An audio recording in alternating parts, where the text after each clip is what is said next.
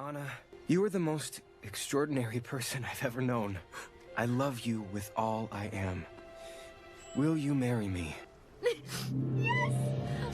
If you're a big Frozen fan, then you probably noticed something interesting about the way the films are structured. The first movie is set in winter, and the second one takes place in autumn. So if we're following that same seasonal pattern, it seems pretty likely that Frozen 3 might take place in the summer. It makes sense, right? The seasons change in a natural order, and the film kind of followed that pattern so far. And if Frozen 3 is indeed set in the summer, I think it's going to be a total game changer for the whole vibe of the movie. Think about it. Arendelle, which is already beautiful, covered in ice, would look even more incredible with trees, flowers, and everything in full bloom. It's hard to even imagine how beautiful it would look, right? I can already picture Olaf getting super excited about it. It would just be so joyful seeing him in the summer setting. Now, before we get too carried away with theories, let's focus on Frozen 3 itself. If it does take place in the summer, it would bring a fresh new look to everything we know about Arendelle. Plus, there's also the matter of Anna and Kristoff. You probably remember that at the end of Frozen 2, Kristoff finally proposes to Anna. It took a little while, but when he finally popped the question, it was a big moment, and even Sven seemed a little emotional. So, by the time Frozen 3 starts, it's safe to assume that Anna and Kristoff will have been married for a while. But imagine this, what if Frozen 3 starts with their wedding? Picture Olaf carrying the ring, and of course Elsa handling all the decorations. I'm sure she'd make some incredible ice sculptures for the ceremony. It could be a super fun way to kick off the movie, showing them officially tying the knot. But here's where things get even more interesting. There's a theory that we might see Anna and Kristoff's kids in Frozen 3. Yeah, that's right, the next generation, the new heirs of Arendelle. Just picture it. The kids are growing up, maybe going on little adventures or taking rides on Sven. It would be so cute and fun to see how Anna and Kristoff's family dynamic has evolved, especially with little ones running around. I can already imagine the kinds of adventures they'll have, especially with the magical world Elsa and Anna have created around them. And speaking of Kristoff, he's one of the most loyal characters in the entire Frozen saga, right? He's been there for Anna through thick and thin, and their relationship is one of the most heartwarming parts of the story. But even though we know a lot about his loyalty and love for Anna, there's still a lot about Kristoff's past that we don't know.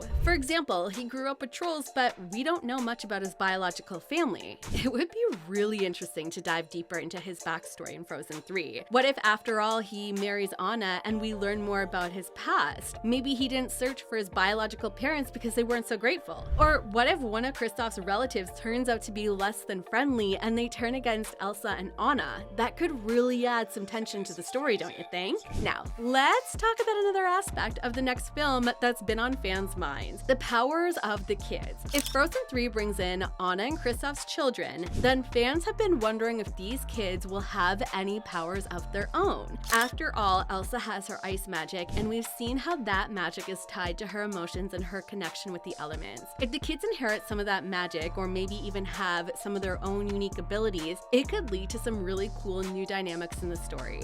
Imagine a child with the ability to control fire, or maybe even someone who can communicate with the elements in a way that Elsa can't. It would open up so many possibilities, especially if the kids start to discover their powers and learn how to use them. Plus, it could create some interesting interactions between the kids and Elsa, especially if one of them has powers that Elsa doesn't fully understand. But if the kids don't show up in Frozen 3, there's always a possibility that we might see them in Frozen 4. Disney has already confirmed that both Frozen 3 and 4 are in the works, so the kids might make their debut in the third movie, but could be a major focus of the fourth. It could be a natural progression for the story as the next generation takes over the spotlight. And honestly, I think it would be really cool to see how Elsa and Anna pass the torch to their children, teaching them about their powers and responsibilities that come with them. So, whether we get to see Anna and Kristoff's kids in Frozen 3 or not, there's a lot to look forward to. The idea of exploring new powers, new family dynamics, and diving deeper into Kristoff's past is super exciting. And with both Frozen 3 and 4 confirmed, it feels like we're in for some seriously amazing adventures ahead. I just can't wait to see how all these theories unfold. There's so much potential for new magic, new challenges, and of course, plenty of heartwarming moments with our favorite characters. And that is all for today. Thanks for watching, and we'll see you in the next one.